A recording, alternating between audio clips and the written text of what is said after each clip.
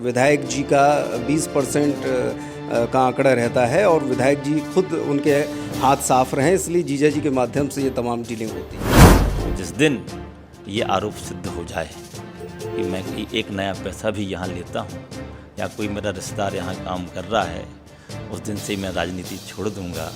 तो ये विकास कार्य ये 2-2.5 साल के बीच में है या पूरे 4 साल की बात हो रही है? अब पूरे 4 साल में तो अब 2 साल तो कोरोना के ही निकल गए, जिसमें कोई काम नहीं हो पाए। यदि पूरा समय मिलता तो और बदलते। अभी नगरीय क्षेत्रों में बहुत काम चल रहा है। काठन परियोजना में पहले दिन से कमलनाथ जी के आए, परंतु वो उस समय वो पैसे नहीं हैं, चलो चलो। किसने कहा? कमलनाथ? हाँ, उस समय तो यही था ना कि दूसरी पार्टी ने यहाँ खजाना खाली करके छोड़ा, हमारे पास पैसे नहीं हैं तो कहाँ काम स्वीकृत करें। और चलते चलते चलो चलो में सरकार चली गई। सरकार जो है कर्ज ले लेकर चल रही है और कर्मचारियों को तनख्वाह देने की भी पैसे सरकार के पास नहीं है। जब इस योजना को पूरे लोग समझ जाएंगे तब पता पड़ेगा कि समाज में किस प्रकार का बदलाव आया। चाहे बड़ा मलहरा हो, चाहे रामटोरिया हो, चाहे बक्सवाहा हो, सब जगह डॉक्टर्स हैं। यहाँ विकास क्या होना है, जनता क्या चाहती है। विकास हो रहा है बड़ा मलहरा बक्सवाहा में और पेट दर्द होता है बॉम्बे के लोगों को। सरकार ने ये पानी दे दिया, अब व्यवस्था तो ये पंचायत को बनाना है। यहाँ से मुख्यमंत्री या विधायक करने नहीं जाएगा।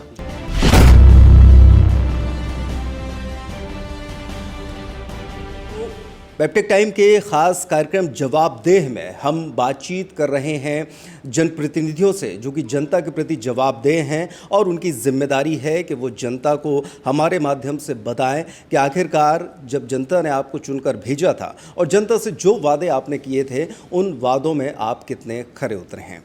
आज इस कार्यक्रम के अंतर्गत बड़ा मलहरा विधानसभा क्षेत्र से विधायक प्रद्युम्न सिंह हमारे साथ हैं। हम उनसे बातचीत करेंगे और जानेंगे कि विधानसभा क्षेत्र में उनके द्वारा पिछले 5 सालों में किस तरह के विकास कार्य कराए गए, क्या क्या काम हुए। विधायक जी नमस्कार, राम राम। मैं आपको बहुत बहुत बधाई और शुभकामनाएं देता हूं और साथ ही मैं ये बताना चाहता हूं कि विकास की जहां तक बात है, छतरपुर ज़िले में बड़ा मलहरा एक ऐसी विधानसभा है जिसमें वादों से ज़्यादा काम माननीय मुख्यमंत्री जी ने दिए हैं और निश्चित रूप से वो साकार हो रहे हैं और काम चल रहे हैं। आज के दौर में यदि हम ये कहें कि हम क्या काम करा पाए तो सबसे हमारा बड़ा सपना था काठन सिंचाई वृहद सिंचाई परियोजना, जिसकी स्वीकृति हो गई थी, टेंडर भी हो गया है, कंपनी भी आएगी और उसका काम चालू धरातल पर चालू हो गया।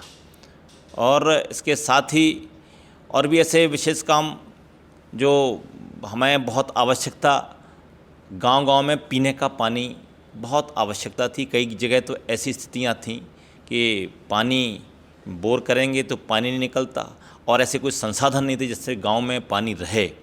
परंतु बड़ा मलहरा छतरपुर ज़िले की एक ऐसी विधानसभा है जिसमें दोनों ब्लॉक बक्सवाहा और बड़ा मलहरा ब्लॉक में माननीय मोदी जी की बहुत अच्छी जल जीवन मिशन समूह जल योजना के माध्यम से हम बड़ा मलहरा के 120 गाँव में, समूचे गाँव में नल लगाकर जल देने का काम हमने घर घर में किया है। चिकित्सा के क्षेत्र में हमने बड़े हॉस्पिटल, छतरपुर ज़िले का सबसे बड़ा सिविल अस्पताल यदि कहीं बन रहा है तो मलहरा में 10 करोड़ की लागत से बन रहा है। एक और बड़ा हॉस्पिटल हम घुआरा में 10 करोड़ की लागत से वहाँ भी बना रहे हैं। हमारे बक्सवाहा का जो हमारा हॉस्पिटल था उसको हमने रेनोवेट करके और भी मशीनरी और पैथोलॉजी बढ़ाकर वहाँ सुविधा देने का काम हमने वहाँ भी किया है। शिक्षा के क्षेत्र में जहाँ तक हम बात करेंगे, हमारे बहुत से ऐसे दूरस्थ अंचलों में जो स्कूल थे जो 8वीं से हमने 10वीं कराए और 10वीं से 12वीं कराए। इसके अलावा हमारे यहाँ 2 CM राइज स्कूल, एक बक्सवाहा और एक बड़ा मलहरा में, एक बक्सवाहा एक बड़ा मलहरा में स्वीकृत हो गया और बड़ा बक्सवाहा का बनने का काम चालू हो गया, स्वीकृत एक यहाँ बन रहा है। दूसरी बात, इसके साथ साथ शिक्षा के क्षेत्र में हमने केंद्रीय विद्यालय जो हमारी बहुत ही शानदार पहले से हमने सोच के रखा था कि हमारे बड़ा मलहरा में केंद्रीय विद्यालय बने थी, तो हमारे बड़ा मलहरा में स्टेडियम तो था, परंतु 2 नगरीय क्षेत्रों में 3-3 करोड़ की लागत से हम बड़े स्टेडियम का निर्माण कर रहे हैं जिसमें हमारी क्षेत्र की खेल प्रतिभाएं भी निकलेंगी। इसके अलावा धार्मिक क्षेत्रों में यदि हम बात करें तो भीमकुंड हमारा क्षेत्र का ही नहीं पूरे देश का सबसे शानदार पर्यटक स्थल है वहाँ पर आज दिनांक तक, इसके पहले तक कोई काम नहीं हुआ था। अभी 3.25 करोड़ की लागत से हम वहाँ सौंदर्यीकरण का काम कर रहे हैं। और चाहे हमारे प्रधानमंत्री ग्रामीण सड़क योजना के माध्यम से सबसे ज़्यादा काम यदि सड़कों के मामले में भी चल रहे हैं, गांव को जोड़ने का काम भी हमने किया है। विधायक जी, जब ये बात होती है कि सबसे ज़्यादा विकास कार्य हो रहे हैं बड़ा मलहर विधानसभा में, पिछले लगभग 15 सालों से भारतीय जनता पार्टी की सरकार है, तो क्या इसका एक दूसरा पहलू ये कहा जा सकता है कि जो पिछले जो पार्टी के विधायक रहे उन्होंने क्षेत्र में विकास कार्य नहीं कराया? ये बात इसके लिए भी हम कह रहे हैं कि जब हम पहले का बड़ा मलहरा देखेंगे और अब का बड़ा मलहरा देखें तो अंतर दिखेगा। सवाल किसी के आरोप और प्रत्यारोप की बात नहीं है, सवाल इस बात का है 230 विधायक होते हैं विधानसभा में, 230 विधायक हैं। 230 विधायकों में जो जितना कर पाएगा सो करे। यदि विधायक बन के भी कोई काम नहीं कर पा रहा तो उसका कारण क्या हो सकता है वो जाने। अभी भी पिछले विधानसभाओं में, अभी भी विधानसभाओं में विधायक हैं, परंतु बहुत से विधानसभाओं में आप जाएंगे देखेंगे क्या काम चल रहे हैं, यहाँ देखेंगे तो बदली हुई परिस्थिति समझ में आएगी। तो इसका कारण क्या है कि विधायक जी मुख्यमंत्री जी के खास हैं, इस वजह से कुछ ज़्यादा यहाँ पर विकास कार्यों की सौगात दी जा रही है? मूल बात ये नहीं, मूल बात ये है जनता से जुड़े होने का, तादाद में स्थापित होना। जब तक जनता की बात हमारे बीच नहीं आएगी तो हमें क्षेत्र का वो चीज़ पता नहीं चलेगी यहाँ विकास क्या होना है, जनता क्या चाहती है। और जब तक वो तादाद में स्थापित नहीं होगा, और वो तादाद में स्थापित तब होगा जब आप जनता के बीच में रहेंगे, और जनता के बीच में रहेंगे तो वो बात आएगी और वो बात लिख के ऊपर तक जाएगी। अब आप लिख के ही माननीय मुख्यमंत्री जी को नहीं देंगे तो वहाँ सपना नहीं होता। विधायक जी, जैसे कि शिक्षा, स्वास्थ्य और पानी, ये मनुष्य की मूलभूत आवश्यकताएं हैं, ज़रूरत हैं, पहली ज़रूरत है। पलायन लगातार होता है। रोज़गार के बारे में क्या अभी तक कुछ भी काम समझ में नहीं आ रहा है कि बड़े इंडस्ट्रियलाइजेशन की अगर बात हो या फिर उनको जो युवा हैं बहुत सारे, उनके लिए कुछ काम किया, इस दिशा में क्या पहल हुई?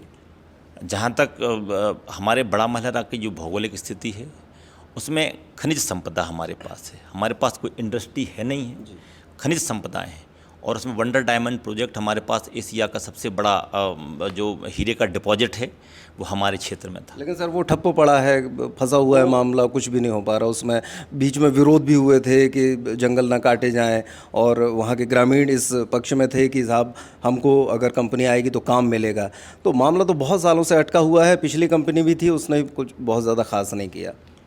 अब क्या रहता है, हमारे यहाँ विकास हो रहा है बड़ा मलहरा बक्सवाहा में, और पेट दर्द होता है बॉम्बे के लोगों को, पेट दर्द होता है दिल्ली के लोगों को।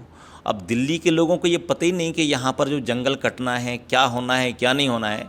जंगल तो पहले से कटा हुआ था, आज कोई पूरा जंगल कटने वाला नहीं था। जिस जंगल में पुरानी कंपनी काम कर गई थी, काम उसी में लगना था। बाकी 50 साल तक की योजना थी, धीमे धीमे कटता और होता, उसके एवज में उतने पेड़ भी लगाए जाने थे। परंतु लोगों ने एक ट्रेंड बनाया कि नहीं, सेव फॉरेस्ट, उसके तहत ये एक एनजीटी की और कोर्ट में लोग चले गए। हमारे यहाँ के लोग नहीं गए, बाहर के लोग गए, दूसरी पार्टियों का, कांग्रेस पार्टी के लोग चले गए। तो उसमें ये हो गया कि वहाँ अभी बैन आ गया। और जैसे ही हम लगे, हमारी सरकार इस ओर ध्यान दे रही है, जैसे ही बैन खुलेगा वो कंपनी कार्य रूप में आएगी और हमारे लोगों को रोज़गार मिलेगा।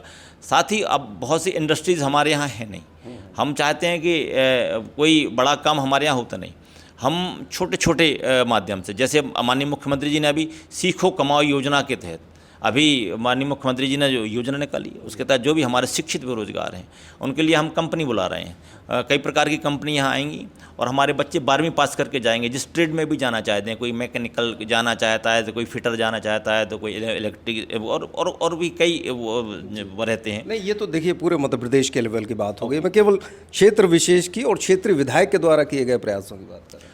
मेरे द्वारा तो अभी वही वंडर डायमंड प्रोजेक्ट था जिसमें हम चाह रहे थे। और दूसरी बात, जो पलायन का मुख्य कारण ये था कि हमारी जो किसानों की ज़मीन है, छोटे छोटे किसान, अब उनकी खेत में यदि पानी नहीं आएगा तो वो पलायन करेंगे, क्योंकि उतना फिर नहीं होने वाला। बिना असिंचित खेती में हम बुंदेलखंड की धरती में यदि 5 एकड़ की भी ज़मीन है तो हम एक परिवार का पालन पोषण नहीं कर सकते। और यदि हम उसमें पानी दे पाए, उस ज़मीन को पानी दे पाए, तो आप ये विश्वास मान के चलिए हम पत्थर पे भी हमारा किसान सोना उगा सकता है, पत्थर पे भी हरियाली ला सकता है। और हमने वो पानी देने का काम किया है। जैसे हमारे खेतों में, किसानों के खेतों में पानी पहुँचेगा और हमारी खेतों में हरियाली आएगी तो हमारा पलायन अपने आप रुकेगा। जो काठन नदी परियोजना की बात हो रही है, अभी फ़िलहाल काम में काफ़ी समय है और जो हर घर नल वाली बात है, बहुत सारे गांव ऐसे हैं और हम लोगों ने सर्वे किया उसमें कि पाइपलाइन पर डाल दी गई है लेकिन आज तक उनके घर में पानी नहीं पहुंच रहा। केवल वही फ़ोटो जो है वो मीडिया में आती है कि साहब काम पूरा हो गया, लेकिन जब तक पानी घर पर नहीं पहुँचेगा उस काम को पूरा कैसे मानेंगे आप? कई जगह हमने जहाँ हैंडओवर किया है पंचायतों को हैंडओवर उस समय किया जब उन्होंने ये देख लिया कि हमारे पूरे गांव में घर घर पानी जा रहा है। फिर उसमें हमने व्यवस्था दी, महिलाओं की एक टीम बनाई जो वहाँ की संचालन समिति बनी पानी के लिए, और उसमें पंचायत के सचिव को, सरपंच को उसमें सचिव बनाया। अब उसमें संवितरण कैसे हो पानी गांव के अंदर, ये व्यवस्था पंचायत की और सरपंच की और वहाँ की समिति की है।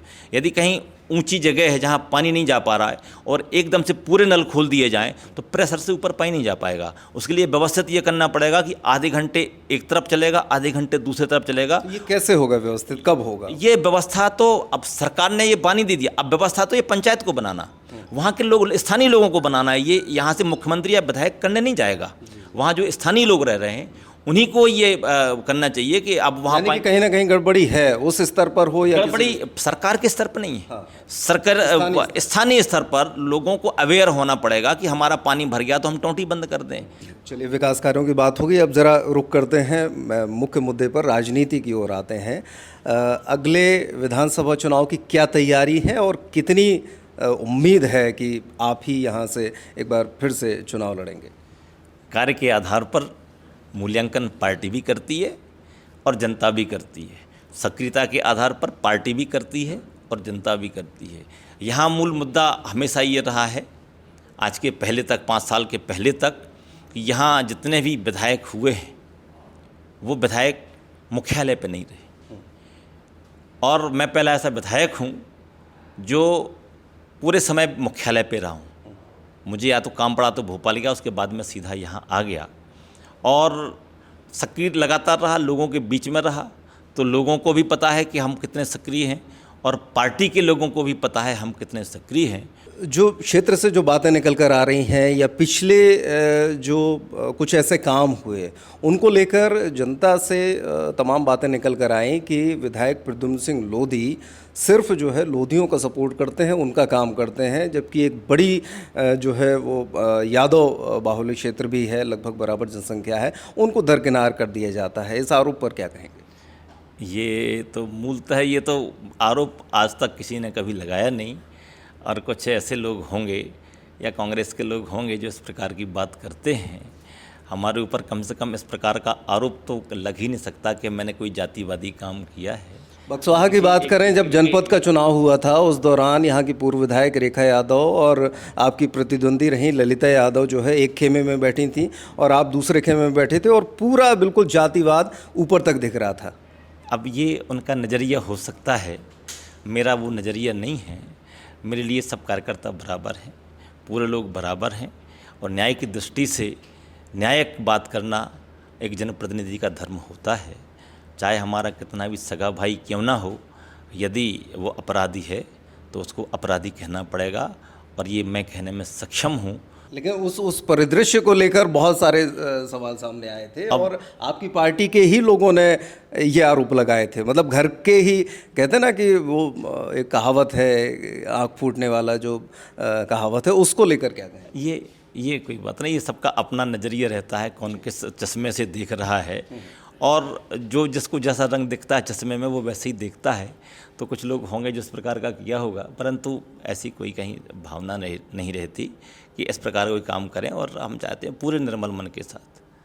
क्षेत्र से आप चूँकि एक समय था पूर्व मुख्यमंत्री उमा भारती के भी करीबी रहे, हम लोगों ने एक जो सर्वे किया उसमें दावेदारों की जो बात निकल कर आ रही है उसमें सामने निकल कर आ रहा है कि उमा भारती का चूँकि क्षेत्र रहा है, दखलंदाजी भी रही है, वो एक अलग प्रत्याशी को यहाँ से देखना चाहती हैं। इसके अलावा पूर्व विधायक रेखा यादव जी भी जमकर अपनी दावेदारी पेश कर रही हैं। ऐसी चुनौतियों से कैसे निपटेंगे?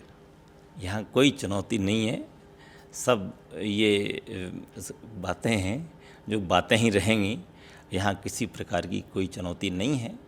सक्रिय कार्यकर्ता को पार्टी टिकट देगी और आने वाले समय में जनता भी उस पर विश्वास करके काम के आधार पर, माननीय शिवराज जी के काम के आधार पर और यहाँ पर विकास के आधार पर जनता अपना प्रतिनिधि चुनेगी। अच्छा, ये जो विकास कार्य आपने गिनाए हैं, लगभग 4-4.5 साल का समय होने वाला है, तो ये विकास कार्य ये 2-2.5 साल के बीच में है या पूरे 4 साल की बात हो रही है? अब पूरे 4 साल में तो अब 2 साल तो कोरोना के ही निकल गए, जिसमें कोई काम नहीं हो पाए। अब 1.5 साल कांग्रेस सरकार और 1.5 साल कांग्रेस का, और बाकी जितना वो है उसमें ये काम हुए हैं।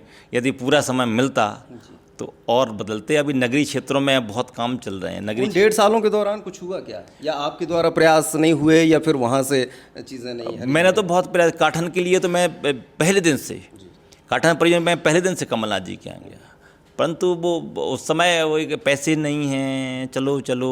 ये किसने कहा? कमलनाथ जी ने? हाँ, उस समय तो यही था ना कि दूसरी पार्टी ने यहाँ खजाना खाली करके छोड़ा, हमारे पास पैसे नहीं हैं तो कहाँ काम स्वीकृत करें।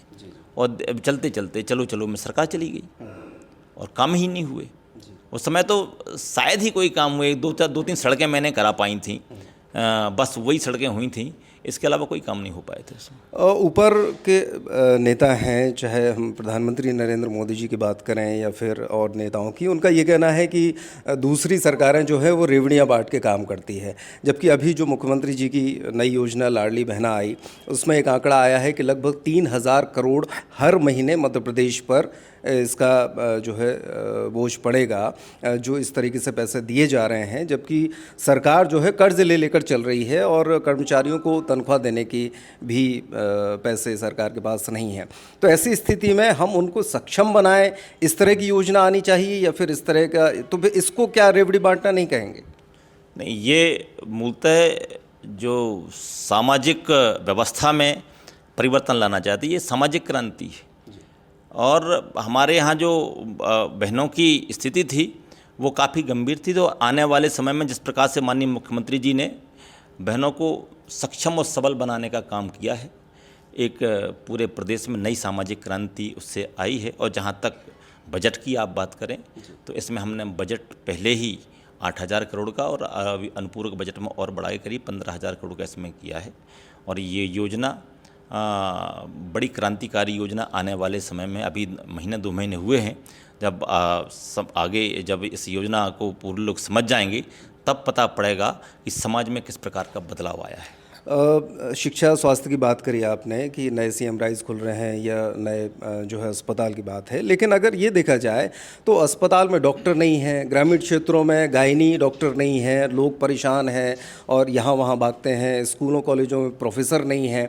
इन बातों पर ध्यान न देके केवल ये भौतिक चीज़ें जो है वो खड़ी हो जाती हैं, इन बेसिक चीज़ों पर ध्यान नहीं दिया जा रहा, ना इस पर काम हो रहा है। यूपीएससी परीक्षा की भी बात करें तो पिछले 2-3 सालों से रिजल्ट नहीं निकला। और यहाँ पर भी अगर हम बात करें, बहुत सारे गांव ऐसे हैं जहाँ पर डॉक्टर उपलब्ध नहीं हैं। इस बारे में क्यों नहीं प्रयास किए जाते मजबूती के साथ? हमारे यहाँ जब से मैं विधायक बना हूँ तब से यहाँ पर्याप्त हमारे यहाँ डॉक्टर्स हैं। गायनी डॉक्टर की जहाँ तक मैं पूरे क्षेत्र की बात बताऊँ, चाहे घुआरा हो, चाहे बड़ा मलहरा हो, चाहे रामटौरिया हो, चाहे बक्सवाहा हो, सब जगह डॉक्टर्स हैं। कुछ डॉक्टर्स को यहाँ वहाँ कोई काम रहते हैं तो यहाँ वहाँ जाते होंगे, बट डॉक्टर्स की व्यवस्था पर्याप्त हमारे यहाँ है। दूसरी बात, जहाँ तक आप डॉक्टर की, महिला डॉक्टर की बात कर रहे हैं, तो बहुत से डॉक्टर जब बनते हैं तो वो डॉक्टर ही यहाँ आना नहीं चाहते कभी कभी। अब सरकार भी व्यवस्था करती है कि 5 साल आपको गांव में काम करना पड़ेगा। जैसे ये 5 साल गांव में काम करते हैं, वो अपना सिस्टम बना के कहीं नर्सिंग होम अपना खुद का खोल लेंगे और रिज़ाइन करके चले जाएंगे। उनको ज़्यादा प्रेशर करते हैं, वो रिज़ाइन करके चले जाते हैं। ये एक बड़ी समस्या है। लोगों को सोचना चाहिए, जिस धरती में हम पले बड़े हुए हैं उसमें जहाँ से भी वो डॉक्टर बनता है, जिस गांव से भी, जिस शहर से भी डॉक्टर बनता है, उसका कम से कम ये फर्ज होना चाहिए कि कम से कम 5 या 10 साल हम अपनी मातृभूमि को दें। मातृभूमि मतलब, मेरे कहने का मतलब, पूरे शहर से डॉक्टर नहीं होते, गांव से भी डॉक्टर होते हैं। तो थोड़ा उनके मन के अंदर भी ये लगना चाहिए कि हमें गांव में, जिस गांव में हम परिवेश में पैदा हुए, वहाँ गांव की क्या पोजीशन, कभी कभी ऐसा लगता है कि उनको भी इस प्रकार की यदि वो बात सोचेंगे तो गांव में भी हम सही स्वास्थ्य स्वास्थ्य की जो परिकल्पना है वो हम साकार कर पाएंगे। चलिए, अब अगले बस आखिरी सवालों पे आते हैं। आप कई ऐसे विधायकों में से एक विधायक हैं जिन्हें 5 साल में 2 बार विधायक बनने का मौका मिला है। आगे क्षेत्र की जनता के लिए, विकास के लिए, ख़ासतौर पर जो पलायन हो रहा है और अगर बेरोज़गारी की बात हो, इन तमाम मुद्दों को लेकर क्या ठोस उपाय दिमाग में चल रहा है? कुछ है योजनाएं? किसानों को सक्षम बनाना, नए इंडस्ट्रीज़ लाना, और साथ में रेलवे की कनेक्टिविटी बढ़ाने के लिए माननीय अश्विनी वैष्णव जी, हमारे जो रेल मंत्री हैं, अभी उन्होंने खरगापुर से सागर, दमोह के लिए सर्वे का काम दिया है।